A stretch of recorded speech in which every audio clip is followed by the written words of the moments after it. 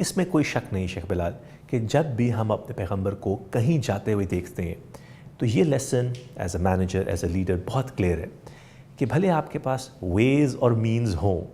بھلے آپ کے پاس وہ آج ہی ریسورسز اویلیبل ہوں یا نہ ہوں، آپ کا بلیف ان یور ویژن، آپ کا آپٹمزم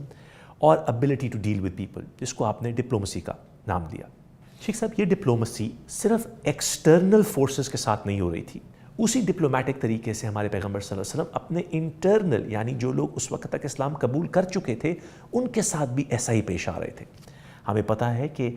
مکہ کے اس وقت سٹیٹس میں کچھ لوگ جنہوں نے اسلام قبول کیا تھا وہ ذرا لوور، اگر یہ لفظ استعمال کیا جا سکتا ہے، سٹیٹس کے پول پہ تھے، اور وہ لوگ جیسے کہ عثمان بن عفان، عمر بن خطاب رضی اللہ، ان سب کے معاملات جو کہ آلریڈی لیڈرز میں سے شامل تھے۔ شیخ بلال، اپنی اسٹڈی میں آپ نے وہ کون سے ایسپیکٹس ہمارے پیغمبر صلی اللہ علیہ وسلم کی ڈپلومسی کے دیکھے جن کے ساتھ ساتھ انہوں نے جو لوگ اسلام کے ساتھ اس وقت جڑ رہے تھے ان کو بھی ہمارے پیغمبر صلی اللہ علیہ وسلم نے تیار کیا، ایون دو ان کا شاید مکہ کی سوسائٹی میں سوشل سٹیٹس بہت ڈفرینٹ تھا؟ جی بالکل، اور ایسا تھا۔ اس وقت جو لوگ اسلام میں داخل ہو رہے تھے ان میں سے کچھ ایسے بھی تھے جو کہ جیسے ہم نے پہلے ذکر کیا کہ وہ اپنے علاقوں کے لیڈرز تھے یا اپنے قبائل میں ان کی ایک ڈومیننٹ پوزیشن تھی،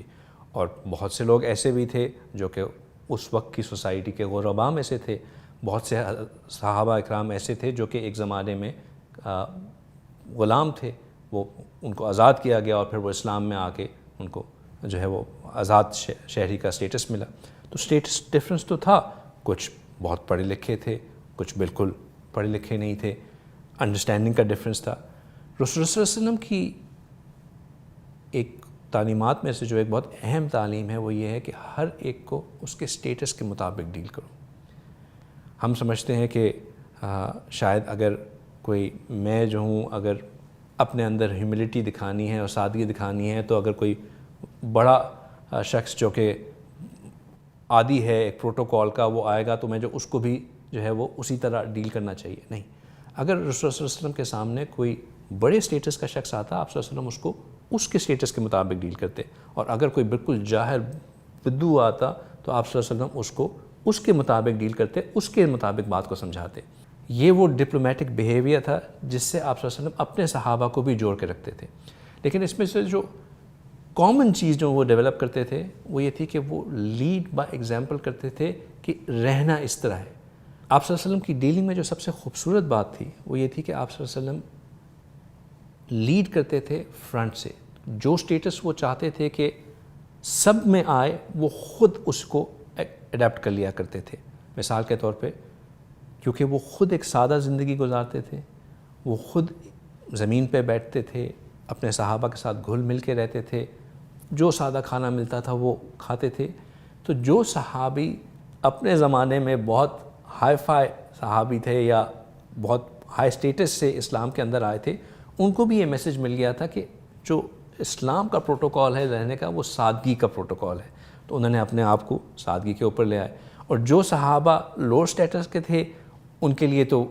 اور آسانی ہوگی کہ ان کے ادھر پر کوئی سوشل پریشر نہیں تھا کہ انہوں نے اپنے آپ کو اپ کرنا ہے۔ So there was an balance that was established کہ ہر ایک کے لیے رسول اللہ صلی اللہ علیہ وسلم نے ان کو اکوموڈیٹ کیا۔ پھر رسول اللہ صلی اللہ علیہ وسلم جو صحابی پڑھے لکھے تھے ان کو ان کے مطابق ٹاسک دیا کرتے تھے۔ جو صحابی ویل ورس تھے پولیٹیکل میٹرز میں ان کو ڈیلیگیٹ بنایا کرتے تھے، ان کو ریپرزنٹیٹیو بنایا کرتے تھے۔ جو صحابی ملٹری اسکل سیٹس میں زیادہ تیز تھے ان کو اس ایریا میں آگے لے کے جایا کرتے تھے۔ آپ صلی اللہ علیہ وسلم لوگوں کی اسکل سیٹ کو دیکھ کے ان کو اس کے مطابق یوز کرتے تھے، اور ایٹ دا سیم ٹائم جو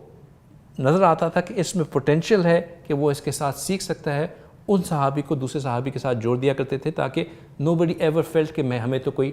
دیر is no growth for us. So he would diplomatically establish the entire environment.